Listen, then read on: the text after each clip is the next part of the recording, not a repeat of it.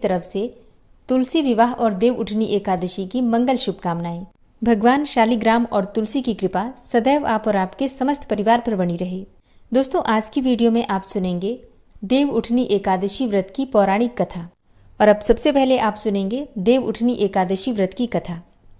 एक बार नारद जी ने जगत पिता ब्रह्मा जी से पूछा, हे पितामह, कार्तिक मास के शुक्ल पक्ष की एकादशी को भगवान विष्णु 4 मास के शयन के पश्चात उठते हैं, तो इस एकादशी का क्या नाम है? इस एकादशी का व्रत विधान क्या है तथा इस एकादशी का महत्व क्या है? कृपा पूर्वक बतलाइए। तब ब्रह्मर्षि नारद जी के पूछने पर ब्रह्मा जी बोले, हे देवर्षि नारद, इस एकादशी का नाम प्रबोधिनी एकादशी है। मनुष्य के समस्त पापों को हरने वाली और पुण्य एवं मुक्तिदायिनी इस प्रबोधिनी एकादशी की महिमा अनंत है। पृथ्वी पर गंगा की प्रभुता और समुद्रों तथा तीर्थों का प्रभाव तभी तक रहता है जब तक कार्तिक मास की विष्णु प्रबोधिनी एकादशी तिथि नहीं आती है। मनुष्य को जो फल 1000 अश्वमेघ यज्ञ से और 100 राजसूय यज्ञों से मिलता है, वही प्रबोधिनी एकादशी के व्रत से मिलता है। नारद जी कहने लगे, एक समय भोजन करने, रात्रि को भोजन करने तथा पूरे उपवास करने से क्या क्या फल मिलता है, सो आप कृपा करके मुझे समझाइए। तब ब्रह्मा जी बोले, हे पुत्र नारद, एक बार भोजन करने से 1 जन्म और रात्रि को भोजन करने से 2 जन्मों तथा पूरे दिन उपवास करने से 7 जन्मों के पाप नष्ट हो जाते हैं। जो वस्तु न मिल सके और जो दिखाई न दे सके, वह भी हरिप्रबोधिनी एकादशी का व्रत करने से प्राप्त हो जाती है। सुमेरु और मंद्राचल के समान भारी पाप भी तथा अनेकानेक पूर्व जन्मों में किए गए संपूर्ण पाप भी इसके व्रत से क्षण भर में ही नष्ट हो जाते हैं। विधि पूर्वक थोड़ा सा पुण्य कर्म भी बहुत अधिक फल देता है, परंतु विधि रहित चाहे अधिक किया जाए तो भी उसका फल कुछ नहीं मिलता है। संध्या न करने वाले, नास्तिक, वेद निंदक, धर्मशास्त्रों को दूषित करने वाले, पाप कर्मों में रत रहने वाले, धोखा देने वाले, ये सब लोग चांडाल के समान होते हैं। जो विधवा तथा सधवा ब्राह्मणी का भोग करता है, उसका कुल नष्ट हो जाता है, पर स्त्रीगामी के संतान नहीं होती है और उसके पूर्व जन्म के संचित श्रेष्ठ कर्म भी नष्ट हो जाते हैं। जो गुरु और ब्राह्मणों से अहंकार युक्त बात करता है, वह भी धन और संतान से हीन होता है। भ्रष्टाचार करने वाले, चांडाली से भोग करने वाले, दुष्ट और नीच पुरुष की सेवा या संगति से प्राप्त हुए समस्त पाप भी हरि प्रबोधिनी एकादशी के व्रत से नष्ट हो जाते हैं। हे नारद, जो मनुष्य अपने मन में हरि प्रबोधिनी एकादशी व्रत करने का संकल्प मात्र कर लेते हैं, उनके 100 जन्मों के पाप नष्ट हो जाते हैं। और जो रात्रि में जागरण करते हैं, उनकी आने वाली 10,000 पीढ़ियां भी स्वर्ग में चली जाती हैं। वे नरक के दुखों से छूटकर प्रसन्नता के साथ विष्णुलोक को जाते हैं। ब्रह्म हत्या आदि जैसे पाप भी इस व्रत के प्रभाव से नष्ट हो जाते हैं। जो फल समस्त तीर्थों में स्नान करने से प्राप्त होता है, वही पुण्य फल इस एकादशी की रात्रि को जागरण करने से प्राप्त हो जाता है। हे नारद, उसी मनुष्य का जीवन सफल होता है जिसने इस एकादशी का व्रत किया है। ब्रह्मा जी ने आगे कहा, इस संसार में जितने भी तीर्थ हैं, उन सबके स्नान दान आदि का फल इस व्रत से प्राप्त हो जाता है। इसलिए और सभी कर्मों को त्याग कर भगवान की प्रसन्नता के लिए कार्तिक मास की शुक्ल पक्ष की हरि प्रबोधिनी एकादशी का व्रत सभी को करना ही चाहिए। वही मनुष्य ज्ञानी, तपस्वी तथा जितेंद्रिय है और उसी को भोग तथा मोक्ष प्राप्त होता है जो हरि प्रबोधिनी एकादशी का व्रत करता है। जिसने एक बार भी इसका व्रत किया है, वही मोक्ष का अधिकारी हो जाता है। मन, कर्म, वचन तीनों प्रकार के पाप इस रात्रि को केवल जागरण मात्र से नष्ट हो जाते हैं। हरि प्रबोधिनी एकादशी के दिन जो मनुष्य भगवान के प्रसन्नार्थ स्नान, दान, यज्ञ आदि करते हैं, वे अक्षय पुण्य की प्राप्ति करते हैं। इस एकादशी का व्रत करने मात्र से मनुष्य के बचपन, यौवन और वृद्धावस्था में किए हुए संपूर्ण पाप नष्ट हो जाते हैं। हरि प्रबोधिनी एकादशी की रात्रि में जागरण करने का फल चंद्र ग्रहण अथवा सूर्य ग्रहण के समय पुष्कर में स्नान करने से 1000 गुना अधिक प्राप्त होता है। जो मनुष्य प्रबोधिनी एकादशी का व्रत नहीं करते, उनके समस्त पुण्य व्यर्थ हैं। अतः हे नारद, तुमको भी विधि पूर्वक यत्न के साथ इस व्रत को अवश्य ही करना चाहिए। कार्तिक के पूरे मास में धर्मपरायण होकर जो व्यक्ति अन्न नहीं खाते, उन्हें चांद्रायण व्रत का फल मिलता है। हे देवर्षि नारद, अब मैं तुमसे एक अत्यंत गूढ़ रहस्य की बात कहता हूँ, तुम ध्यान पूर्वक सुनो। कार्तिक मास में भगवान दान आदि से उतने प्रसन्न नहीं होते जितना श्रद्धा पूर्वक शास्त्रों की कथा सुनने से होते हैं। कार्तिक मास में जो मनुष्य भगवान विष्णु की कथा का एक आधा श्लोक भी पढ़ते, सुनते या सुनाते हैं, उनको 100 गायों के दान का फल मिलता है। अतः अन्य सब कर्मों को छोड़कर कार्तिक मास में मेरे सन्मुख बैठकर मेरी कथा अवश्य पढ़नी या सुननी चाहिए।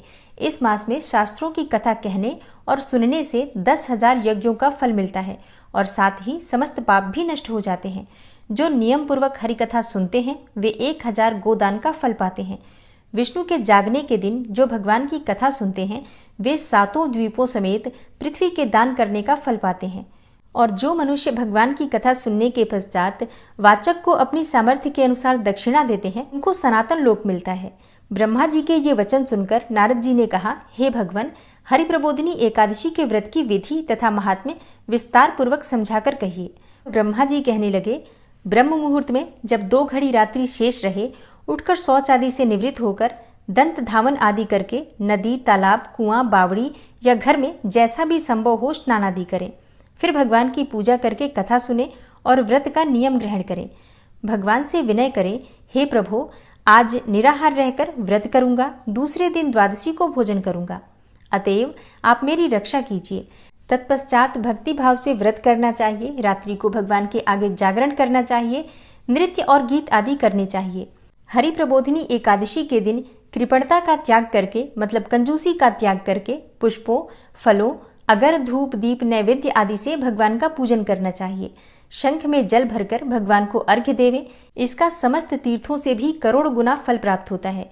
जो मनुष्य अगस्त्य के पुष्पों से भगवान का पूजन करते हैं उनके आगे इंद्र भी हाथ जोड़ता है। कार्तिक मास में बिल्वपत्र से भगवान का पूजन करने से मुक्ति की प्राप्ति होती है। कार्तिक मास में तुलसी से भगवान का पूजन करने वालों के 10,000 जन्मों के भी पाप नष्ट हो जाते हैं। तुलसी का दर्शन, स्पर्श, नमस्कार, स्तुति, रोपण, जल से सिंचन और प्रतिदिन पूजन तथा आरती करने और कथा सुनने वाले करोड़ों युगों तक विष्णु लोक में निवास करते हैं। जो तुलसी का पौधा लगाते हैं उनके कुटुंब में उत्पन्न होने वाले प्रलय काल तक विष्णु लोक में निवास करते हैं। हे मुनि, रोपी हुई तुलसी जितनी जड़ों का विस्तार करती है उतने ही 1000 युग पर्यंत तुलसी रोपण करने वाले के सुकृत का विस्तार होता है, मतलब उसका यश बढ़ता है। और जिस मनुष्य की रोपण की हुई तुलसी की जितनी शास्त्रा प्रशास्त्रा बीज और फल पृथ्वी में बढ़ते हैं उस मनुष्य के उतने ही कुल 2000 कल्प तक विष्णु लोक में निवास करते हैं। हरि पूजा में पुष्पों के महत्व का वर्णन करते हुए ब्रह्मा जी कहते हैं, हे वत्स, जो कदम के पुष्पों से विष्णु का पूजन करते हैं वे कभी यमराज के दर्शन नहीं करते। गुलाब के पुष्पों से भगवान का पूजन करने वाले को मुक्ति की प्राप्ति होती है। जो वकुल और अशोक के पुष्पों से भगवान का पूजन करते हैं वे सूर्य और चंद्रमा के रहने तक किसी प्रकार का शोक नहीं पाते। जो मनुष्य सफेद या लाल कनेर के फूलों से भगवान का पूजन करते हैं उन पर भगवान अत्यंत प्रसन्न रहते हैं और वे मनुष्य करोड़ों गायों के दान का फल पाते हैं। जो मनुष्य दूर्वा के अंकुरों से भगवान की पूजा करते हैं उन्हें 100 गुना फल प्राप्त होता है। जो शमी के पत्र से अथवा चंपा के फूलों से भगवान का पूजन करते हैं वे मनुष्य फिर संसार में नहीं आते।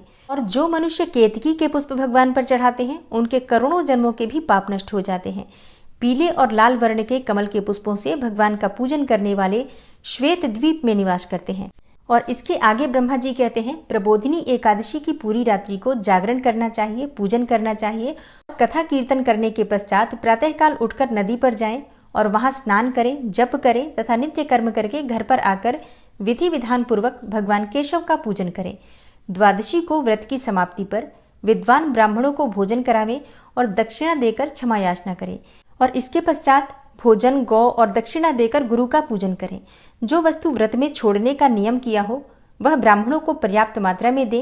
और हे नारद, रात्रि में भोजन करने वाला मनुष्य ब्राह्मणों को भोजन करावे और स्वर्ण सहित बैल का दान करे। जो मनुष्य मांसाहारी नहीं है वह गौ का दान करे। आंवले से स्नान करने वाले मनुष्य को दही और शहद का दान करना चाहिए। और जो मनुष्य फलों का त्याग करता है उसे फलों का दान करना चाहिए। तेल तथा घृत छोड़ने पर और दूध और अन्न छोड़ने पर चावल का दान दिया जाता है। और जो मनुष्य भूमि शयन का व्रत लेते हैं उनको शैया तथा तुलसी सब सामग्री सहित देनी चाहिए। पत्ते पर भोजन करने वाले को स्वर्ण का पत्ता घृत के साथ देना चाहिए। और मौन व्रत धारण करने वाले को ब्राह्मण को और ब्राह्मणी को मिठाई का भोजन कराना चाहिए। बाल रखने वाले को दर्पण, जूता छोड़ने वाले को 1 जोड़ा जूता, लवण त्यागने वाले को शर्करा दान करनी चाहिए। मंदिर में दीपक जलाने वाले को तथा नियम लेने वाले को व्रत की समाप्ति पर ताम्र अथवा स्वर्ण के पात्र में घृत और बत्ती रखकर विष्णु भक्त ब्राह्मण को दान देना चाहिए। एकांत व्रत करने वाले को 8 कलश, वस्त्र और स्वर्ण से अलंकृत करके दान करने चाहिए। यदि इतना संभव न हो सके तो इनके अभाव में जितना अधिकाधिक हो जाए उतना अवश्य दान करें। ब्राह्मणों का आशीर्वचन सब व्रतों की सिद्धि देने वाला कहा गया है, इसलिए उन्हें सब प्रकार से संतुष्ट करके विदा करें। तत्पश्चात स्वयं भी भोजन करें और जिन वस्तुओं को चातुर्मास्य में छोड़ा हो उन वस्तुओं को ग्रहण करने लगे। तत्पश्चात ब्रह्मा जी ने नारद जी से कहा, हे देवर्षि नारद, जो बुद्धिमान मनुष्य इस प्रकार चातुर्मास्य का व्रत निर्विघ्न समाप्त करते हैं उनका पुनः जन्म नहीं होता। यदि व्रत भ्रष्ट हो जाए तो व्रत करने वाला अंधा या कोढ़ी हो जाता है, और व्रत करने वाले की बात ही क्या है, इस कथा को पढ़ने और सुनने मात्र से ही अनंत गोदान का फल प्राप्त होता है। हरिप्रबोधिनी एकादशी की पौराणिक कथा के अनुसार एक राजा के राज्य में सभी लोग एकादशी का व्रत रखते थे। उस राज्य के नियम के अनुसार प्रजा तथा नौकर चाकरों से लेकर पशुओं तक को भी एकादशी के दिन अन्न का भोजन नहीं दिया जाता था। एक दिन किसी दूसरे राज्य का एक व्यक्ति राजा के पास आकर बोला, महाराज, कृपा करके मुझे नौकरी पर रख लीजिए। तब राजा ने उसके सामने एक शर्त रखी कि ठीक है, रख लेते हैं, किंतु रोज तो तुम्हें खाने को सब कुछ मिलेगा, पर एकादशी को अन्न नहीं मिलेगा। उस व्यक्ति ने उस समय तो मजबूरी में हाँ कर ली, परंतु एकादशी के दिन जब उसे फलाहार का सामान दिया गया तो वह राजा के सामने जाकर गिड़गिड़ाने लगा और राजा से कहने लगा, हे महाराज, इससे तो मेरा पेट नहीं भरेगा, मैं तो भूख से ही मर जाऊंगा। हे महाराज, मुझे अन्न दे दीजिए। राजा ने तब उसे शर्त की बात याद दिलाई, परंतु वह अन्न छोड़ने को राजी नहीं हुआ। तब राजा ने उसे आटा, दाल, चावल आदि दिए। वह नित्य की तरह नदी पर पहुंचा और स्नान करके भोजन पकाने लगा, और जब भोजन बन गया तो वह भगवान को बुलाने लगा, आओ भगवान, भोजन तैयार है। उसके बुलाने पर पीताम्बर धारण किए भगवान चतुर्भुज रूप में आ पहुंचे तथा प्रेम से उसके साथ भोजन करने लगे। भोजन आदि करके भगवान तो अंतर्ध्यान हो गए तथा वह अपने काम पर चला गया। 15 दिन के बाद अगली एकादशी को वह राजा से कहने लगा कि महाराज, मुझे दुगना सामान दीजिए, पिछली एकादशी पर मैं भूखा ही रह गया था। तब राजा ने आश्चर्य से पूछा, क्यों, तुम्हें अन्न तो दिया गया था, फिर तुम भूखे कैसे रह गए? राजा के पूछने पर उसने बताया कि हमारे साथ हमारे भगवान भी खाते हैं, इसलिए हम दोनों के लिए ये सामान पूरा नहीं होता। यह सुनकर राजा को बड़ा आश्चर्य हुआ और राजा ने आश्चर्य से कहा, मैं नहीं मान सकता कि भगवान तुम्हारे साथ खाते हैं। मैं तो इतना व्रत करता हूँ, पूजा भी करता हूँ, पर भगवान ने मुझे कभी दर्शन भी नहीं दिए। राजा की बात सुनकर वह बोला, महाराज, यदि विश्वास ना हो तो मेरे साथ चलकर देख लीजिए। राजा एक पेड़ के पीछे छुपकर बैठ गया। उस व्यक्ति ने भोजन बनाया तथा भगवान को शाम तक पुकारता रहा, परंतु भगवान नहीं आए। अंत में उसने कहा, हे भगवान, यदि आप नहीं आए तो मैं नदी में कूदकर अपने प्राण त्याग दूंगा। उसके इतना कहने पर भी जब भगवान नहीं आए तब वह प्राण त्यागने के उद्देश्य से नदी की तरफ बढ़ा। प्राण त्यागने का उसका इरादा दृढ़ देखकर भगवान ने शीघ्र ही प्रकट होकर उसे रोक लिया और साथ बैठकर भोजन करने लगे। खा पीकर वे उसे अपने विमान में बिठाकर अपने धाम ले गए। यह देखकर राजा ने सोचा कि व्रत और उपवास से तब तक कोई फायदा नहीं होता जब तक मन शुद्ध न हो। इससे राजा को ज्ञान मिला और वह भी सच्चे मन से व्रत और उपवास करने लगा और अंत में स्वर्ग को प्राप्त हुआ। और देव प्रबोधिनी एकादशी की दूसरी कथा। एक राजा था, उसके राज्य में प्रजा बहुत सुखी थी। उस राजा के राज्य में एकादशी के दिन कोई भी अन्न नहीं बेचता था, सभी फलाहार करते थे। एक बार भगवान ने राजा की परीक्षा लेनी चाहिए। भगवान ने एक सुंदरी का रूप धारण किया तथा सड़क पर जाकर बैठ गए। तभी राजा उधर से निकला और सुंदरी को देखकर चकित रह गया। उसने पूछा, हे सुंदरी, तुम कौन हो और इस तरह यहाँ क्यों बैठी हो? तब सुंदर स्त्री बने भगवान बोले, मैं निराश्रिता हूँ, नगर में मेरा कोई भी जाना पहचाना नहीं है, किससे सहायता मांगू? राजा उसके रूप पर मोहित हो गया था। वह बोला, तुम मेरे महल में चलकर मेरी रानी बनकर रहो। सुंदरी बोली, मैं तुम्हारी बात मानूंगी, पर तुम्हें राज्य का अधिकार मुझे सौंपना होगा। राज्य पर मेरा पूर्ण अधिकार होगा, मैं जो भी बनाऊंगी तुम्हें वही खाना होगा। राजा उसके रूप पर मोहित था, इसलिए उसने उसकी सभी शर्तें स्वीकार कर ली। अगले दिन एकादशी थी। रानी ने हुक्म दिया कि बाजारों में अन्य दिनों की तरह अन्न बेचा जाए।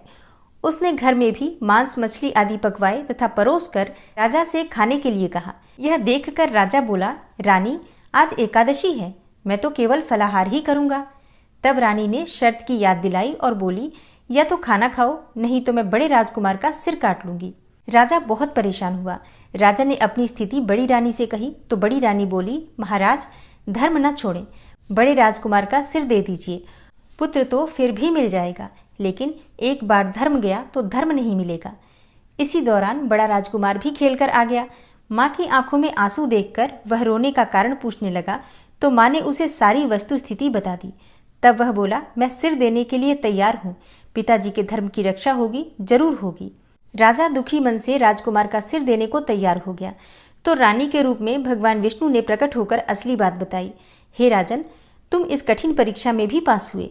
भगवान ने प्रसन्न मन से राजा से वर मांगने को कहा तो राजा बोला, भगवान आपका दिया सब कुछ है, हमारा उद्धार करें। उसी समय वहां एक विमान उतरा। राजा ने अपना राज्य पुत्र को सौंप दिया और विमान में बैठकर परम धाम को चला गया। और देव उठनी एकादशी की तीसरी और सबसे प्रमुख कथा है शंकासुर नामक राक्षस की और तुलसा माता की। शिव महापुराण के अनुसार पौराणिक समय में दैत्यों का राजा दंभ हुआ करता था। वह बहुत बड़ा विष्णु भक्त था। कई सालों तक उसके यहाँ कोई संतान नहीं थी। उसके कारण उसने शुक्राचार्य को अपना गुरु बनाकर श्री कृष्ण मंत्र प्राप्त किया। यह मंत्र प्राप्त करके उसने पुष्कर सरोवर में घोर तपस्या की। भगवान विष्णु उसकी तपस्या से प्रसन्न हुए और उसे संतान प्राप्ति का वरदान दे दिया। भगवान विष्णु के वरदान से राजा दंभ के यहाँ एक पुत्र ने जन्म लिया। इस पुत्र का नाम रखा गया शंखचूड़। बड़ा होकर शंखचूड़ ने ब्रह्मा जी को प्रसन्न करने के लिए पुष्कर में घोर तपस्या की। उसकी तपस्या से प्रसन्न होकर ब्रह्मा जी ने उसे वरदान मांगने को कहा। तब शंखचूड़ ने वरदान मांगा कि वह हमेशा अजर अमर रहे और कोई भी देवता उसे नहीं मार पाए। ब्रह्मा जी ने उसे वरदान दे दिया और कहा कि वह बद्री वन जाकर धर्मध्वज की पुत्री तुलसी जी जो तपस्या कर रही हैं उनसे विवाह कर लें। शंखचूड़ ने वैसा ही किया और तुलसी के साथ विवाह के बाद सुखपूर्वक रहने लगा। उसने अपने बल से देवताओं, असुरों, दानवों, राक्षसों, गंधर्वों, नागों, किन्नरों, मनुष्यों तथा त्रिलोकी के सभी प्राणियों पर विजय प्राप्त कर ली। वह भगवान श्री कृष्ण का परम भक्त था। शंखचूड़ के अत्याचारों से परेशान होकर सभी देवता ब्रह्मा जी के पास गए और ब्रह्मा जी उन्हें भगवान विष्णु के पास ले गए। भगवान विष्णु ने कहा कि शंखचूड़ की मृत्यु भगवान शिव के त्रिशूल से ही होगी, अतः आप उनके पास जाएं। भगवान शिव ने चित्ररथ नामक गण को अपना दूत बनाकर शंखचूड़ के पास भेजा। चित्ररथ ने शंखचूड़ को समझाया कि वह देवताओं को उनका राज्य लौटा दें, परंतु शंखचूड़ ने मना कर दिया और कहा कि वह महेश्वर से युद्ध करना चाहता है। भगवान शिव को जब यह बात पता चली तो वे युद्ध के लिए अपनी सेना लेकर निकल पड़े। इस तरह देवताओं और दानवों में घमासान युद्ध हुआ, परंतु ब्रह्मा जी के वरदान के कारण शंखचूड़ को देवता नहीं हरा पाए। भगवान शिव ने शंखचूड़ का वध करने के लिए जैसे ही अपना त्रिशूल उठाया तभी आकाशवाणी हुई कि जब तक शंखचूड़ के हाथ में श्रीहरि का कवच है और इसकी पत्नी का सतीत्व अखंडित है, तब तक इसकी मृत्यु संभव नहीं है। आकाशवाणी सुनकर भगवान विष्णु वृद्ध ब्राह्मण का रूप धारण करके शंखचूड़ के पास गए और उससे श्रीहरि कवच दान में मांग लिया। शंखचूड़ ने वह कवच बिना किसी संकोच के दान कर दिया। इसके बाद भगवान विष्णु शंखचूड़ का रूप बनाकर तुलसी के पास गए। शंखचूड़ रूपी भगवान विष्णु ने तुलसी के महल के द्वार पर जाकर अपनी विजय होने की सूचना दी। यह सुनकर तुलसी बहुत प्रसन्न हुई और पति रूप में आए भगवान का पूजन किया और रमण किया। ऐसा करते ही तुलसी का सतीत्व खंडित हो गया और भगवान शिव ने युद्ध में अपने त्रिशूल से शंखचूड़ का वध कर दिया। और जब तुलसी को पता चला कि वे उनके पति नहीं हैं बल्कि वे तो भगवान विष्णु हैं, क्रोध में आकर तुलसी ने कहा कि आपने छल पूर्वक मेरा धर्म भ्रष्ट किया है और मेरे पति को मार डाला, अतः मैं आपको श्राप देती हूँ कि आप पाषाण होकर धरती पर रहें। तब भगवान विष्णु ने कहा, देवी तुम मेरे लिए भारतवर्ष में रहकर बहुत दिनों तक तपस्या कर चुकी हो। तुम्हारा यह शरीर नदी रूप में बदलकर गंडकी नामक नदी के रूप में प्रसिद्ध होगा और तुम पुष्पों में श्रेष्ठ तुलसी का वृक्ष बन जाओगी और सदा मेरे साथ ही रहोगी। और तुम्हारे श्राप को सत्य करने के लिए मैं पाषाण बनकर रहूंगा, अर्थात शालिग्राम बनकर रहूंगा और गंडकी नदी के तट पर ही मेरा वास होगा। और तभी से देव प्रबोधिनी एकादशी के दिन तुलसी और शालिग्राम का विवाह करके मांगलिक कार्यों का प्रारंभ किया जाता है। तो आज की वीडियो में आपने देव उठनी एकादशी की तीनों पौराणिक कथाओं का श्रवण किया।